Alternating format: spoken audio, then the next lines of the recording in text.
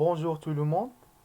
Aujourd'hui, on va parler et on va discuter le thème Python for Machine Learning. Comme vous savez, Python est l'un des langages les plus utilisés dans le monde, car il est open source et gratuit en même temps. C'est un langage aussi interprété et utilisé dans plusieurs domaines, notamment le développement web, développement des applications et aussi dans le domaine du machine learning, de data science, big data, etc.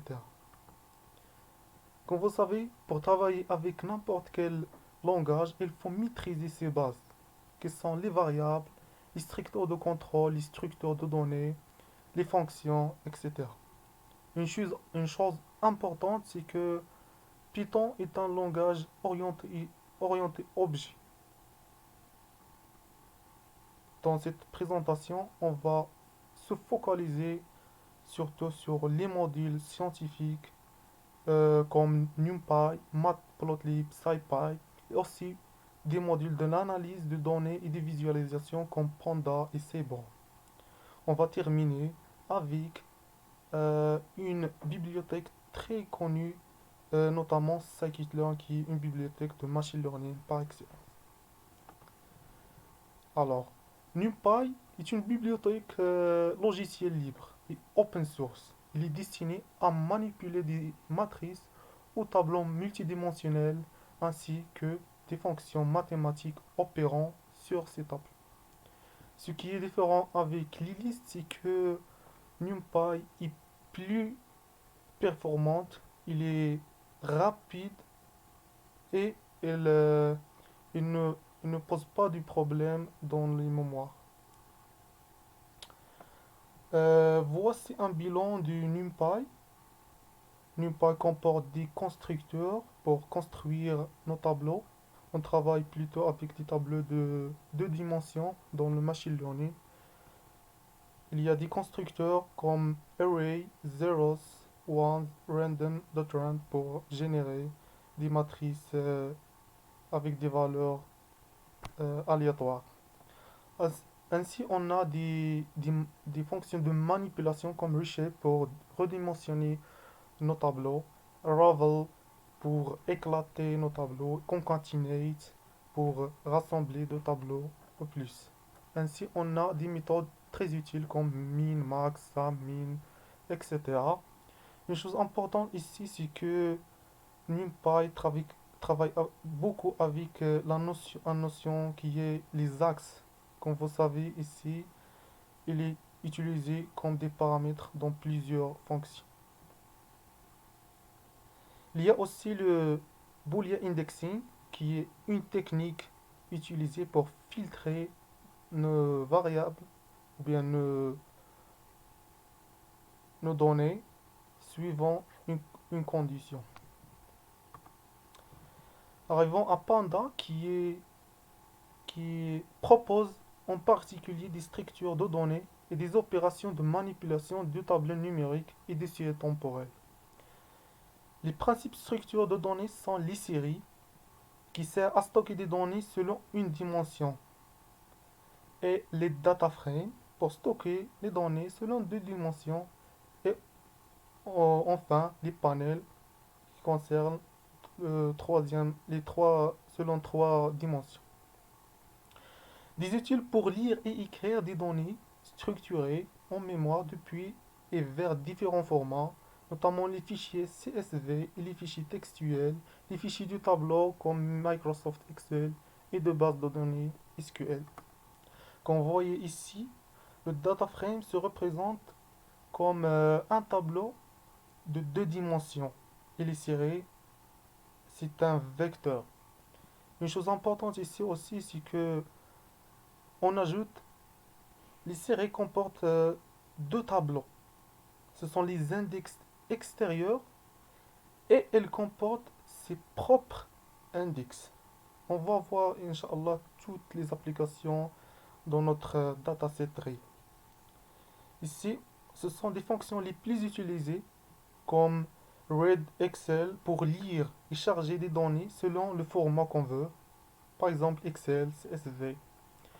On a head C'est une fonction pour afficher le début du data frame, pour visualiser globalement comment elle est structurée notre dataset.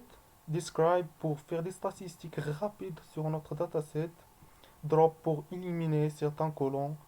Et aussi drop NA pour éliminer les lignes ou données manquantes. D'autres fonctions sont value count pour compter les répétitions et group by pour analyser par groupe en sélectionnant les colonnes qu'on veut travailler à laquelle on veut travailler.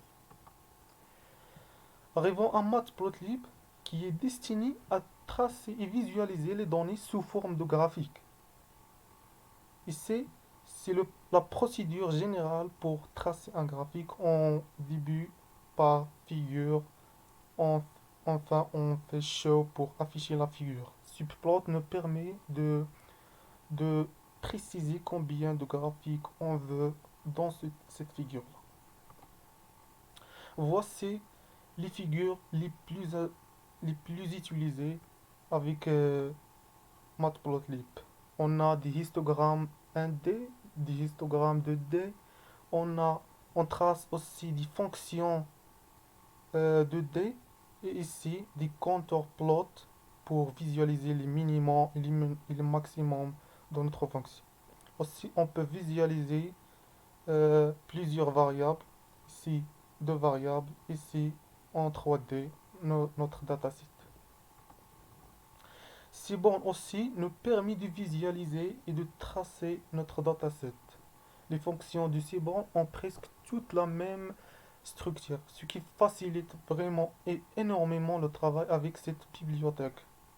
Ici, c'est la représentation générale de n'importe quelle fonction. Ici, c'est un exemple. C'est une fonction catplot. On met ici notre donnée. C'est notre X. C'est notre les exemples. Y, ce sont les labels de ces exemples-là.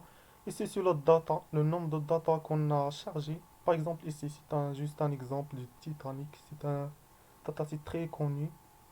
Ici, ce sont les fonctions les plus utiles dans Seaborn, pairplot, catplot, etc. On va voir, Inch'Allah, ici aussi ces fonctions-là pour travailler avec un dataset réel. Ce qui rend Seaborn vraiment important, c'est qu'il nous permet de vraiment, dans une seule fonction, de visualiser toute notre dataset. Comme vous voyez ici, il nous permet de visualiser deux variables en même temps. Pour comparer Seaborn et Matplotlib, Seaborn est utilisé pour visualiser les datasets et faire l'exploration statistique. Il nous permet de visualiser toute le data qu'on a globalement dans un seul coup. C'est une vision globale et rapide. Mais Matplotlib, il est spécialisé notamment dans les fonctions et les matrices. En général, les mathématiques, les sciences, l'ingénierie, etc. La particularité de Matplotlib, c'est qu'il nous donne des graphiques spécialisés, contrairement à Seaborn, qui nous facilite vraiment le travail. Juste une vision globale sur notre donnée. On arrive à SciPy. SciPy, c'est une distribution d'un module et destinée à être utilisée avec le langage interprété Python afin de créer un environnement de travail scientifique très similaire à celui offert par Scilab, Octave, MATLAB, voire R. Ce sont des langages aussi qu'on peut travailler avec ce qui concerne le machine learning, par exemple. Il contient par exemple des modules pour l'optimisation, l'algèbre linéaire, les statistiques, le traitement linéaire ou encore le traitement d'images.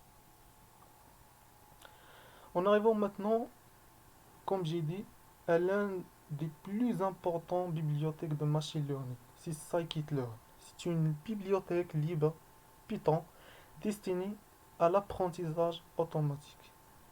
Comme vous voyez dans le schéma suivant, c'est que scikit-learn comporte plusieurs modules spécialisés. Par exemple, les pré-processing, les feature extraction, les décompositions, les modèles sélection. et chaque module comporte des fonctions. On va les détailler, Inch'Allah, dans les slides suivants. Aussi, il comporte des modules qu'on peut utiliser. Ils sont déjà implémentés dans cette bibliothèque, comme les fonctions et les modèles de linéaire, linear regression, naive bias, super vector machine, neighbors, etc.